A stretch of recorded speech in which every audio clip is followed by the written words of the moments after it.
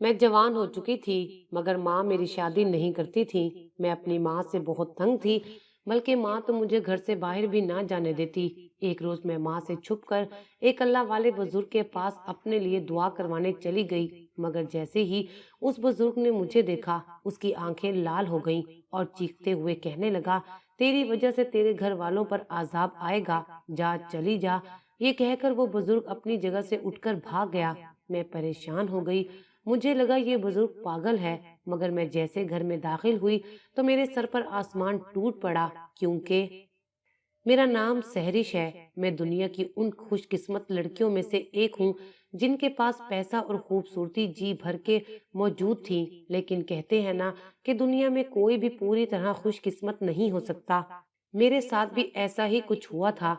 मेरी खूबसूरती की वजह से मेरी माँ को हमेशा फिक्र ही लगी रहती थी। ना वो मेरी शादी करती थी और ना वो मुझे कहीं आने जाने देती थी। जब भी मैं उनसे ये बात करती कि मैं कहीं बाहर जाना चाहती हूँ या फिर बाजार जाना चाहती हूँ, तो वो मुझे मना कर देती और कहती कि तुम्हें नजर लग जाएगी। मैं उनकी बात सुनकर मायूस हो जाती, क्योंकि मैं काफी अरसे से अपने ही घर में कैदी बनकर बैठी थी। मेरा हर जगह जाना बिल्कुल ही बंद कर दिया गया था, वजह सिर्फ नजर लग जाएगी।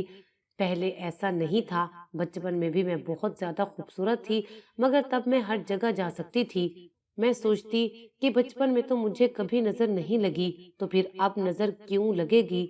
माँ कहती, बचपन की बात कुछ और होती है, अब तुम जवान हो गई हो। मेरे दिन यूं ही घर के काम और उदासी में गुजर रहे थे, क्योंकि मेरी जिंदगी में रोजमर्रा के रूटीन के अलावा और कोई काम नहीं था। पढ़ाई भी मैंने बहुत साल पहले छोड़ दी थी। उन्हीं दिनों मेरे घर वालों ने मेरे बड़े भाई की शादी तय कर दी, तो घर में रौनक लग गई। वैसे तो एक बहन अपने भाई की शादी पर बहुत ज्यादा खुश होती है, लेकिन मेरी खुशी तो इस वजह से भी ज्यादा थी कि मुझे अपने दोस्तों और बाकी खानदान की लड़कियों से मिलने का मौका मिलेगा और मैं उनसे बहुत सारी बातें भी करूंगी। इसलिए मेरी तो कोई खुशी की इंतहा ना थी। मगर जैसे ही मेहमान हमारे घर में रहने के लिए आने लगे, तो मेरी माँ ने मुझे सख्ती से मना कर दिया और कहा कि किसी से ज्यादा दोस्ती लगाने की जरूरत नहीं है। अगर वो तुम्हें बाहर ले जाने की जिद करें, तो तुमने फौरन से उन्हें मना कर देना है, मुझे जवाब देने की जरूरत ना पड़े। मैं मायूस होकर रह गई, लेकिन खैर, फिर भी मैं खुश थी। मेहमान घर आकर रहने लगे, तो मेरे कुछ कजन ने मुझे कहा कि चलो शॉपिंग करने चलते हैं। मगर मैंने माँ की बताई गई बात पर अमल करते हुए उन्हें मना कर दिया। पहले दूसरे दिन मना करने के बाद तीसरे दिन उन्होंने मुझे जबरदस्ती अपने साथ घसीटा। वैसे तो उनकी जबरदस्ती ज्यादा नहीं थी, मगर मैं खुद भी जाना चाहती थी, क्योंकि उस दिन मेरी माँ भी घर पर नहीं थी। मैंने सोचा मैं चली जाऊंगी तो अम्मा को पता नहीं चलेगा, क्योंकि उन्हें शाम को वापस आना है और शादी के मौके पर घर के काम ही इतने ज्यादा होते हैं कि उन्हें मेरी तरफ ध्यान देने का मौका ही नहीं मिलेगा। बहुत दिनों बाद मैं घर से बाहर बाजार आई। मुझे हर चीज नई और खूबसूरत लग रही थी और मैं बहुत खुश दिली से हर चीज को देखते हुए अपने लिए खरीदारी भी कर रही थी। अभी मुझे बाजार आए हुए कुछ ही वक्त हुआ था कि मैंने एक जगह पर देखा जहाँ पर लोगों का हजूम लगा हुआ था। ये बात जानने के लिए मैं भी हजूम के करीब पहुंची, तो मुझे पता चला वहां पर एक बूढ़ा फकीर बैठा है और औरतें अपने लिए दुआ करवा रही हैं। मैंने एक औरत से पूछा, यहाँ क्या हो रहा है? तो वो बोली, ये अल्लाह वाले बुजुर्ग हैं, जिसके लिए भी दुआ करते हैं उसकी दुआ कबूल हो जाती है। मुझे भी बड़ा तजस्सुस हुआ, क्योंकि मैंने माँ से कहा था कि मेरी और भाई की शादी इकट्ठी कर दे, मगर माँ ने मुझे डांट कर चुप करवा दिया था, जबकि मेरी उम्र 20 साल हो चुकी थी। मैंने सोचा कि बुजुर्ग से दुआ करवा लेती हूँ, क्या पता मेरी दुआ भी कबूल हो जाए। मैंने दुआ के लिए बुजुर्ग को कहा, तो मेरा चेहरा देखकर उनकी आंखें लाल हो गईं। वो चीखते हुए बोले, तेरी वजह से तेरे घर वालों पर आजाब आएगा, तू अपने साथ सबको ले जाएगी। उसकी बातें सुनकर मेरा दिल मुट्ठी में आ गया। आसपास खड़ी औरतें भी मुझे अजीब नजरों से देखने लगी। मैंने हैरत से उस फकीर बुजुर्ग को देखा और खामोशी के साथ वहां से वापस आ गई। शॉपिंग करने के बाद हम सब लोग घर आ गए, लेकिन जैसे ही मैं घर आई, पूरे घर का मंजर देखकर मेरी तो जान निकल गई। हर तरफ लोग बैठे रो रहे थे। किसी तरह से भी ये शादी का घर नहीं लग रहा था, बल्कि ऐसा लग रहा था जैसे यहाँ पर किसी की मौत हो गई हो। मेरा दिल मुट्ठी में आ गया। मैं चाहती थी जब मैं घर वापस आऊं तब तक मेरी माँ वापस ना आए, मगर उन्हें तो पता चल गया कि मैं घर से बाहर गई थी। मुझे काफी शर्मिंदगी हुई। मेरे साथ बाकी सब कजन भी परेशान हुई। और फिर हमें पता चला कि मेरी जवान खाला, जिनका घर हमारी गली में ही था, उनकी मौत हो गई है। जवान मौत का सदमा बहुत बड़ा था। शादी भी कैंसिल हो चुकी थी। सब लोगों ने कहा था कि शादी के अंदर इस तरह का बदशगुन हो जाना अच्छी बात नहीं है, इसलिए शादी तोड़ दी गई। इतना बड़ा हादसा हो गया और मुझे कुछ पता ही ना चला। शाम तक पूरा घर खाली हो गया। कुछ देर पहले जहां रौनक लगी थी, अब पूरा घर खामोश होकर रह गया था। फिर मेरी माँ मेरे कमरे में आई और कहने लगी कि तू मेरी इजाजत के बगैर बाहर क्यों गई थी। मैंने कहा मैं नहीं गई थी, बल्कि मेहमान लोग मुझे जबरदस्ती अपने साथ घसीट कर ले गए थे। मेरी माँ को मुझ पर बहुत गुस्सा आया। उन्होंने कहा कि आज से 10 दिन तक तू अपने कमरे से बाहर नहीं निकलोगी। ये सुनकर मेरा दिमाग ही चकरा गया, लेकिन मैंने गलती की थी तो मुझे उसकी सजा भी मिलकर ही रहनी थी। मेरी माँ किसी तरह भी मेरी सजा में कोई रियायत नहीं करने वाली थी। मैं खामोशी से अपने कमरे में पड़ी रही। उन 10 दिनों तक मुझे उस फकीर बुजुर्ग की बातें याद आती रहीं। क्या मेरी काली किस्मत की वजह से ऐसा हुआ है? ये सोच आते ही मुझे खुद से भी खौफ आने लगा था। मैं 10 दिन तक अपने कमरे में बंद रही, बाहर कदम ही ना निकाल कर देखा। घर वाले मुझे कमरे में ही खाना पीना देकर चले जाया करते थे। जब 10 दिन के बाद मैं कमरे से बाहर निकली तो कोई मेरी तरफ देख ही नहीं रहा था। हर कोई अपने अपने काम में मसरूफ था। मुझे लगा मैं किसी गलत घर में आ गई हूँ या फिर ये लोग मुझे देख नहीं पा रहे। मैं 10 दिन बाद कमरे से बाहर निकली थी। ना कोई मेरा भाई मुझसे मोहब्बत का इजहार कर रहा था और ना ही उन्हें मेरे बाहर आने की खुशी हो रही थी, बल्कि मेरे भाइयों ने तो मुझे देखकर मुंह बना लिया था और उनके चेहरे पर गुस्से के तासुरात साफ नजर आ रहे थे। ये बात मुझे हैरत में मुब्तला कर गई। आखिर ऐसी भी क्या बात हो गई? माना कि घर से बाहर निकलकर मैंने गलती की थी, लेकिन उस गलती की मुझे सजा भी मिल चुकी है। फिर अब तक सब लोग मुझसे नाराज क्यों हैं?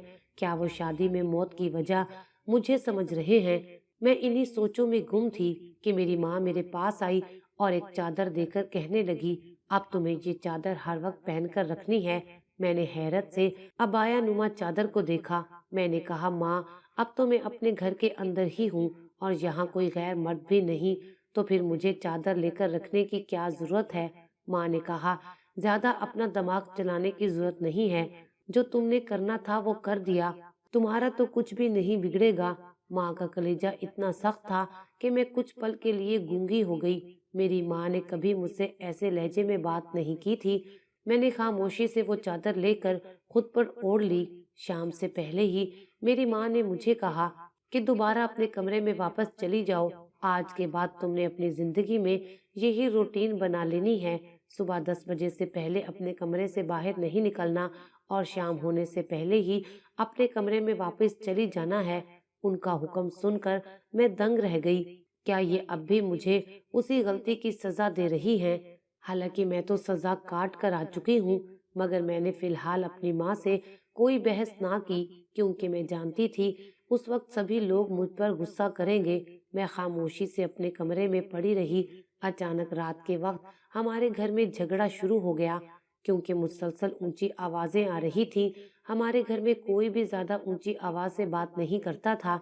मुझे सबकी आवाजें सुनाई नहीं दे रही थी, लेकिन मैं इतना अंदाजा लगा सकती थी कि किसी बात पर बहस हो रही है। आखिर वो लोग किस बात पर बहस कर रहे थे, मैं ये भी नहीं जान सकती थी, क्योंकि माँ ने मुझे कमरे से बाहर निकलने से मना किया था। जैसे ही सुबह हुई, मैंने बाहर निकलकर सबसे पूछा। रात को हमारे घर झगड़ा हो रहा था। मैंने आवाज सुनी थी, मगर मेरी बात का इस बारे में किसी ने कोई जवाब नहीं दिया, बल्कि मुझे झटक कर रख दिया और कहा कि तुम्हें अब किसी भी बात से मतलब नहीं होना चाहिए। तुमने जो गलती की है उसका नुकसान हम सब भुगतेंगे। दोबारा मुझे इसी बात का ताना दिया गया। इस बार मैंने भी सब्र का घूंट भर लिया, क्योंकि मैं जानती थी गलती मेरी है, मगर ये लोग कैसी भरपाई करने की बात कर रहे थे, ये मैं भी नहीं समझ पा रही थी। इसलिए पूरा दिन गुजरने के बाद मैं अपने कमरे में गई। تو میں نے خود سے عہد کر لیا تھا کہ گھر میں جو کچھ بھی ہو رہا ہے اس کے بارے میں پتہ لگا کر ہی دم لوں گی۔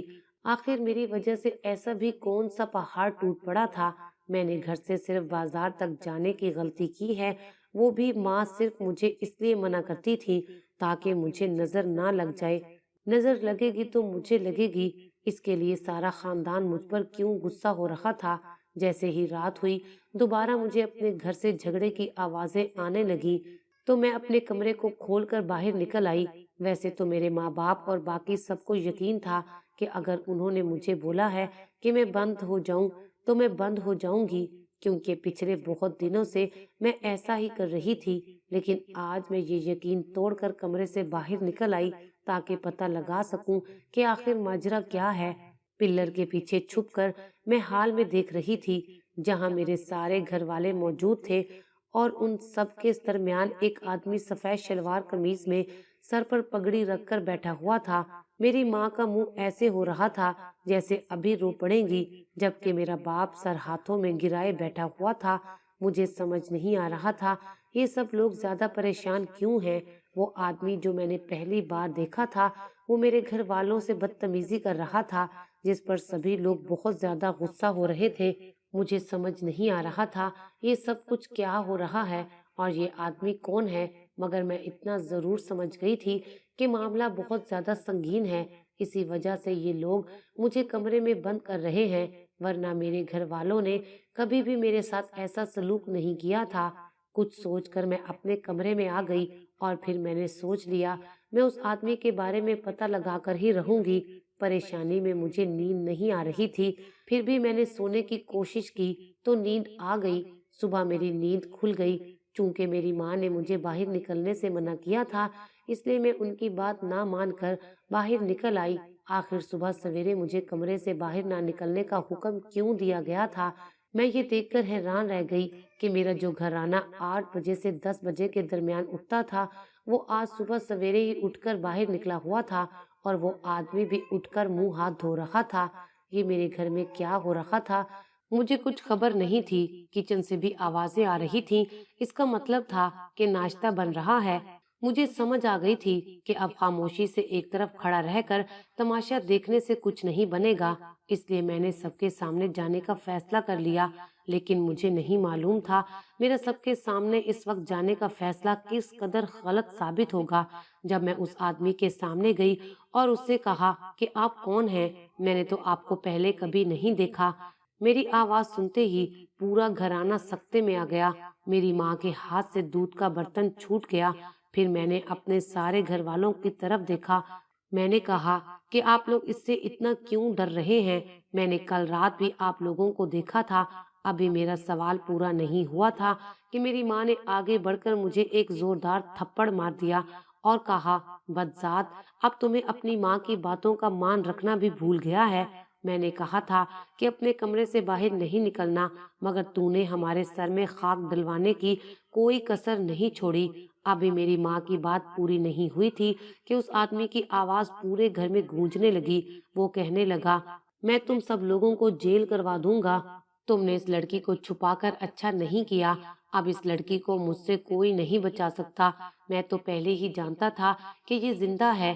اس کی یہ عجیب سی باتیں سن کر میں نے سارے گھر والوں کی طرف دیکھا تو سب گھر والوں نے مجھے لعنت ملامت کرتے نظروں سے گھورا تھا، جیسے کہہ رہے ہوں، تم نے اپنے پاؤں پر خود کلہاڑی ماری ہے۔ اب مجھے بھی کچھ سمجھ آ گئی تھی کہ بنا پوری بات جانے میں نے جو قدم اٹھایا ہے وہ میرے لیے ہی غلط ثابت ہونے والا ہے۔ مجھے جان لینا چاہیے تھا کہ معاملہ کیا ہے، پھر اس آدمی کے سامنے آنا چاہیے تھا، مگر اس کی ایسی باتوں کا حقیقت میں مطلب کیا تھا؟ میرے سب گھر والے خاموشی سے ایک طرف بیٹھ گئے، جیسے انہوں نے کوئی بہت بڑا جرم کر دیا ہے۔ وہ آدمی خونخوار نظروں سے مجھے گھور رہا تھا اور میں سب لوگوں سے پوچھ پوچھ کر تھک گئی کہ آخر یہ سب کچھ کیا ہو رہا ہے، مگر کسی کے منہ سے اف بھی نہ نکلی۔ کچھ دیر بعد بہت سی گاڑیاں ہمارے گھر کے باہر آ کر رک گئیں، جس میں بہت سے لوگ جمع تھے اور ان کے پاس بڑی بڑی بندوقیں تھیں، جنہیں دیکھ کر میرے سارے گھر والے ڈر گئے تھے۔ میں بہت چلائی کہ مجھے بچا لو، یہ سب کچھ کیا ہو رہا ہے؟ مجھے کچھ سمجھ نہیں آ رہا، لیکن میری کسی نے ایک بات بھی نہ سنی۔ سب لوگ خاموشی سے مجھے جاتا ہوا دیکھنے لگے۔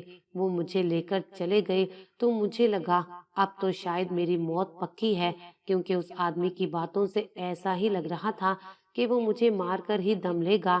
شاید میرا شک کچھ غلط بھی نہیں تھا۔ وہ مجھے بہت بڑی حویلی لے آئے اور ایک اندھیرے کمرے کے اندر پھینک دیا اور کہا کہ آج سے 2 دن بعد تمہیں جان سے مار دینے پر میرا بیٹا بالکل ٹھیک ہو جائے گا۔ اس کے بعد میری سمجھ میں تو کوئی بات نہ آئی، مگر اپنی موت کا سن کر میں خوف سے کانپنے لگی۔ اب مجھے شدت سے اپنی ماں اور باقی گھر والے یاد آ رہے تھے، مگر اب میں اپنی غلطی پر سر پیٹنے کے سوا کچھ نہیں کر سکتی تھی۔ کاش میں ان کی بات کو مانتی رہتی تو آج میرا یہ حال نہ ہوتا۔ اس بزرگ نے صحیح کہا تھا، میری وجہ سے میرے گھر والے مصیبت میں پھنس جائیں گے، لیکن اب میں رونے اور اللہ تعالیٰ سے مدد مانگنے کے سوا کچھ نہیں کر سکتی تھی۔ رات کو اس کمرے میں ایک بوڑھی عورت آئی۔ مجھے دیکھتے ہی اس کی آنکھوں میں خون اتر آیا اور وہ کہنے لگی، منحوس ماری، تو اتنے سال تک کہاں تھی؟ تمہاری وجہ سے میرا بیٹا بستر پر پڑا ہوا ہے۔ مجھے تو اس کی کوئی بات سمجھ نہیں آ رہی تھی۔ میں نے اسے کہنے کی کوشش کی کہ آپ کو ضرور کوئی غلط فہمی ہوئی ہے، اسی وجہ سے یہ سب کچھ ہو رہا ہے، لیکن وہ میری بات سننے کے حق میں نہیں تھی۔ اس نے مجھے بہت مارا اور کھانا بھی نہیں دیا۔ صبح ہوتے ہی مجھے کھانا ملا تو میں نے بھوکوں کی طرح کھانا کھایا، لیکن اس طرح ان لوگوں کا دیا ہوا کھانا کھانا میرے لیے غلط ثابت ہوا، کیونکہ اس کھانے کو کھانے کے بعد میں گہری نیند میں سو گئی اور پھر اس وقت میری آنکھ کھلی جب سب لوگ مجھے مارنے کے لیے کسی قبرستان میں لے جا رہے تھے۔ یہ سنتے ہی میرے رونگٹے کھڑے ہو گئے۔ میں نے چیخ چیخ کر ان لوگوں کو روکنے کی کوشش کی، مگر ان لوگوں نے میرا منہ بند کر دیا اور مجھے لے کر ایک قبرستان میں چلے گئے۔ قبرستان کے پاس گھنے جنگلوں کے درمیان جس جگہ مجھے لایا گیا تھا وہ جگہ صاف ستھری تھی، مگر سامنے موجود انسان کو دیکھ کر میرے پیروں تلے سے زمین نکل گئی، کیونکہ سامنے کوئی اور نہیں، وہی فقیر بزرگ موجود تھا جو مجھے اس دن بازار میں ملا تھا۔ اس نے مجھے کہا تھا کہ تمہاری وجہ سے تمہارے گھر والوں پر مصیبت آئے گی۔ اسے دیکھتے ہی میرا دماغ چکرا گیا۔ مجھے سمجھ آ گیا کہ یہ ان سب لوگوں کی چال تھی۔ یہ بابا بھی ان لوگوں کے ساتھ ملا ہوا تھا۔ میرے دماغ میں فطور بھرا تھا۔ مجھے گھر سے باہر جانا ہی نہیں چاہیے تھا، مگر اب تو کچھ بھی نہیں ہو سکتا تھا۔ اور اس وقت وہاں پر ایک چارپائی بھی لائی گئی جس پر ایک بیمار لڑکا پڑا ہوا تھا۔ میں سمجھ گئی کہ یہ وہی لڑکا ہے جس کی بیماری کی وجہ یہ لوگ مجھے بتا رہے ہیں۔ پتہ نہیں وہ بابا کیا پڑھ رہا تھا، اور ایک طرف مجھے بھی چادر دے کر بٹھایا گیا تھا۔ پھر بابا نے کہا کہ جیسے ہی میں بولوں ویسے ہی تم اس لڑکی کو مار دینا، مگر خیال رکھنا کہ اس لڑکی کی چیخیں تمہارے بیٹے کے کانوں میں پڑنی چاہیے، تمہارا بیٹا بالکل ٹھیک ہو جائے گا۔ اس کی بات سن کر مجھ پر خوف طاری ہو گیا۔ میں چیخنے لگی کہ تم لوگ پاگل ہو، مجھے مارنے سے یہ لڑکا کیسے ٹھیک ہو جائے گا؟ ایسا کچھ بھی نہیں ہوتا۔ یہ لڑکا مجھے بیمار لگتا ہے، اس کا کسی اچھے ڈاکٹر سے علاج کروایا جائے تب یہ ٹھیک ہوگا۔ مجھے مار کر تم لوگوں کو کیا لگتا ہے یہ ٹھیک ہو جائے گا؟ میری بات سن کر اس عورت نے مجھے 2 تھپڑ مار دیے اور کہا کہ خبردار جو اپنے منہ سے میرے بیٹے کا نام بھی لیا۔ ابھی یہ جھگڑا چل رہا تھا کہ اسی وقت وہاں پر پولیس آ گئی۔ پولیس کو دیکھتے ہی وہ بابا بھاگنے لگا، مگر وہاں موجود لوگوں نے اسے روکا کہ تم کہاں جا رہے ہو؟ ہم اس لڑکی کو ماریں گے تو ہمارا بیٹا ٹھیک ہو جائے گا، تم ہمارے لڑکے کو ٹھیک کر کے ہی جانا۔ لیکن پولیس نے ان سب کو اپنی حراست میں لے لیا۔ تب وہاں موجود لوگوں کو پتا چلا کہ یہ بابا اشتہاری مجرم ہے جو کئی سالوں سے لوگوں کو بیوقوف بنا رہا تھا۔ وہاں میرے ماں باپ اور باقی گھر والے بھی آ گئے۔ ان لوگوں کے آنے سے میں سمجھ گئی تھی کہ پولیس کو انہی لوگوں نے بلایا ہے۔ پولیس ان لوگوں کو پکڑ کر لے گئی۔ اس لڑکے کو بھی ہسپتال پہنچا دیا گیا۔ میں اپنے گھر والوں کے ساتھ گھر واپس آ گئی اور گھر آنے کے بعد اپنے ماں باپ اور باقی سب سے معافی مانگی، لیکن میں نے اپنی ماں سے پوچھا کہ ماں، یہ سب کچھ کیا ہو رہا تھا؟ اس آدمی کو آپ لوگوں نے تب کیوں نہ روکا جب وہ مجھے لے کر جا رہے تھے؟ تو میری ماں نے کہا کہ میں تمہیں ایک دن سب کچھ سچ بتا ہی دیتی، لیکن میں کسی ایسے موقع کا انتظار کر رہی تھی जो बिल्कुल सही हो, मगर जैसे जैसे तुम वक्त के साथ साथ बड़ी होती गई तो मैंने सोचा कि ऐसे मामलों के बारे में तुम्हें बताकर क्या फायदा। मगर जिस दिन तुम बाजार गई, मुझे उसी वक्त पता चल गया कि उस इंसान को तुम्हारे बारे में पता चल जाएगा। इसलिए जब तुम घर वापस आई, पहले तो वो हादसा हो गया। हालांकि वो हादसा कुदरती तौर पर हुआ था, मगर इससे पहले भी मुझे उस इंसान के यहाँ आने की खबर हो गई थी। इसीलिए मैंने तुम्हें घर कमरे में बंद रहने का बोल दिया था। 10 दिन के अंदर हम उस इंसान को बहला फुसला कर वहां से भेज देंगे, मगर ये नामुमकिन हो गया था क्योंकि 10 दिन के बाद भी वो यहीं पर मौजूद था। मैंने पूछा, माँ, आखिर ये इंसान है कौन? वो आदमी मेरे और आप लोगों के पीछे क्यों पड़ा हुआ था? तब मेरी माँ ने बताया कि वो आदमी तुम्हारी दादाजी की दूसरी बीवी की औलाद है, जो पहले हम लोगों के साथ ही रहता था। लेकिन जिस दिन तुम पैदा हुई, उसी दिन उनके बेटे के साथ एक हादसा पेश आया। उसकी बीवी के हाथों उसका बेटा दूसरी मंजिल से नीचे जा गिरा था। वो अपने बेटे को अस्पताल लेकर चले गए, मगर डॉक्टरों ने बोल दिया कि उनका बेटा अब कभी ठीक नहीं हो सकता। वो एक चारपाई पर जिंदा लाश की तरह पड़ा रहेगा। बाद में उनकी बीवी ने उनके दिमाग में फतूर भर दिया कि इस मनहूस लड़की के पैदा होते ही हमारे बेटे पर मुसीबत आ गई है, इसलिए हमें किसी बाबे से राब्ता करना चाहिए। ये बात सुनते ही सब लोगों का दिमाग खराब हो गया और ये उसी बाबे को उठाकर ले आए। उस बाबे ने आते ही बोला कि तुम लोगों को ठीक लग रहा है, सब कुछ इसी लड़की की वजह से हुआ है। जब ये लड़की मरेगी तभी तुम्हारा बेटा ठीक होगा। बस तब से ये लोग तुम्हें मारने के पीछे पड़ गए थे। मगर जब खानदान वालों को इस बात का पता चला तो सारे खानदान वालों ने उन लोगों से बायकॉट कर दिया और कहा कि हमेशा हमेशा के लिए इस घर से चले जाओ। तब ये लोग कहीं और दूर चले गए, मगर कुछ सालों बाद ही वापस आ गए। जब ये लोग वापस आ गए तो मैंने तुम्हारा हर जगह आना जाना बंद कर दिया, क्योंकि हम लोगों ने उन लोगों तक ये झूठी खबर पहुंचा दी थी कि तुम मर गई हो और तुम्हारा बेटा कुदरती तौर पर ठीक नहीं हो रहा। मगर शादी के दरमियान उन्हें तुम्हारे जिंदा होने की खबर मिल गई। तब वो दोबारा घर में वापस आ गए, मगर फिर भी हमने सोचा कि पुलिस के मामले में पड़ने से बेहतर है कि हम सुलह सफाई से उनको भगा दें। 10 दिन तुम्हें कमरे में रखा, मगर फिर भी तुम्हारी बेवकूफ़ी की वजह से उसे पता चल गया। लेकिन जो भी हुआ अच्छा हुआ। अब ये मुसीबत हमेशा के लिए सर से उतर गई। बाज़ औक़ात मुश्किलों का सामना करके ही हम लोग आज़ाद होते हैं। जब तक हम डरते रहते हैं तब तक डर हमारे सर पर तलवार की तरह लटकता रहता है, जैसा कि हमारे साथ हुआ था।